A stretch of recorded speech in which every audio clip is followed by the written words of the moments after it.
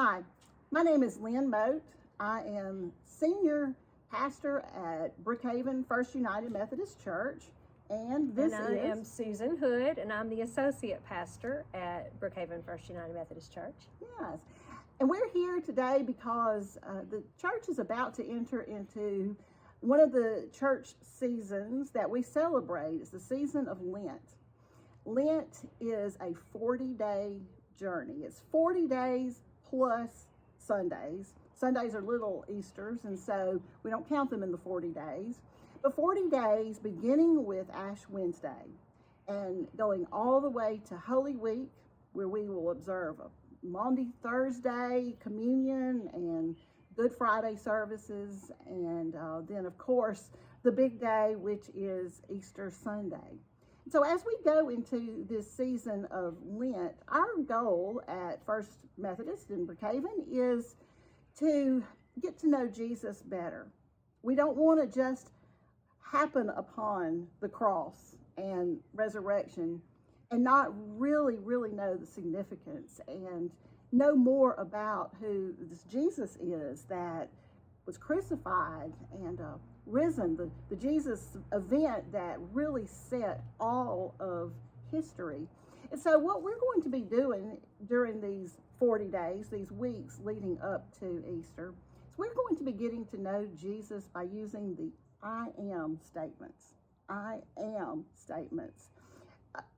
To know the statements of Jesus where Jesus describes himself, beginning with those words, I am, and then gives all kinds of descriptors of himself. To really understand and really get what he is saying, we kind of have to know the backstory to that, don't we? So true, yes. And you know, we think about what Jesus said when he said the I am statements, and that is going to be what we're going to focus on for our Wednesday night studies and some videos. We've got guest video people who are going to be surprise guests. Not just us. Yes, huh? not us. But the interesting thing is you really need to know, okay, well, why was this sort of so interesting and mind-boggling to the people who heard it when Jesus spoke at when he was on earth? And to do that, you need to look back at Exodus. And back in Exodus chapter 3, God was sending Moses to Egypt to get the Israelites to save them from slavery, and he was having the famous conversation with God, and at that time Moses said, God, you know, who should I say that sent me? Because he kind of needed some authority. He needed somebody to believe him when he showed up kind of unannounced like that. And so what happened, God said, well, you just tell them I am who I am. And that statement was God's name. It's the only time that we hear God say his name. But in that passage, if you go back and look at chapter 3 of Exodus, God also goes ahead and gives a little history lesson. He says, you know, I am the God of your ancestors, of Abraham and Isaac and Jacob.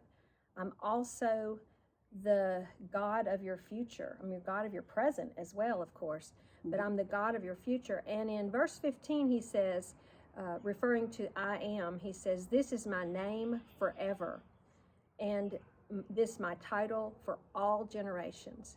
And so, you know, fast forward to Jesus's time, when he said that, it shocked the people. And we know that in John 8, when he said, before Abraham was, I am. And you know what happened then, what the Pharisees wanted to do. Oh, yeah. They were ready to throw stones. They were ready right then. Right then. You know, and it doesn't sound like such a simple thing to say. Yes. But it was not, was it? No. It was big. It created such a ruckus. That's our word of the day. That's our word of the day. Ruckus. A ruckus. Yes. Ruckus. And you know, it's good for us to do this study and this learning the history, because in our day, and especially for those of us who may be students of the Bible, and we've heard these statements before, we don't understand what the ruckus is all about, do we? Right. I mean, when Jesus says, I am the bread, of life. Or the light of the world. Light of the world, the good shepherd. The that, gate, yeah. That sounds sort of innocent to us, but it wasn't. It wasn't to those at all. who were hearing. That's first. true.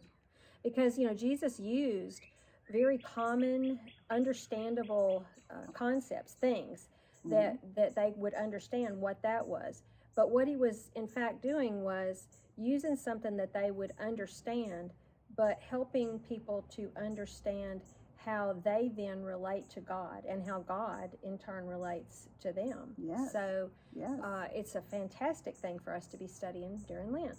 Yes. The first thing we know that they heard when they heard, I am, the bread of life, we might think that they heard bread of life first. That's not the first thing they heard. No. Right? They heard, I am. I am. They remembered the story that Susan just referred to. That's right. All the way back to Exodus. And so that's what we want to invite you to join us on this journey. It is going to be fun. It's going to be interesting. Each week we are going to be looking at a different I am statement of Jesus, right? Yes. And we're going to do that with video. Yes. And Wednesday nights. Yes. Which are at 5:30. Yes. In our chapel. Yes. And we hope that you will attend. They'll also be on Facebook. Yes. So if you're here in person, we'd love to see you in person if you can. If not, we welcome you anytime to join us by Facebook Live, or you can go back. It's all archived there. Right. And let's see if Jesus creates a ruckus in us. Yes. Because here's the neat thing. Susan mentioned that God said, "This is my name forever."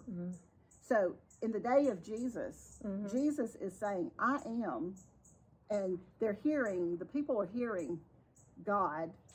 But what about in the year 2022? Exactly. Is God still our God. these things for us and more? And so I believe we're going to make some great discoveries about who Jesus is. But more importantly, Jesus is going to be revealing himself to us. Yes, right? Absolutely. And so I think our hope really for these next 40 days, this time of Lent, is that we will be able to focus more on Jesus so that by the time we get to Easter morning, we will be so enamored by who Jesus is to us, and it'll be just a beautiful morning recognizing that Jesus did that all for us. Yes. Each one of us. Yes. It's going to be a powerful event, and look, Easter may take on all new meaning. So that's our hope. So I believe so. I believe that God has a word for us today in the year 2022. So who is Jesus to you? How do you identify him? That's a good question. We'll find out, won't we? Join us. Join us.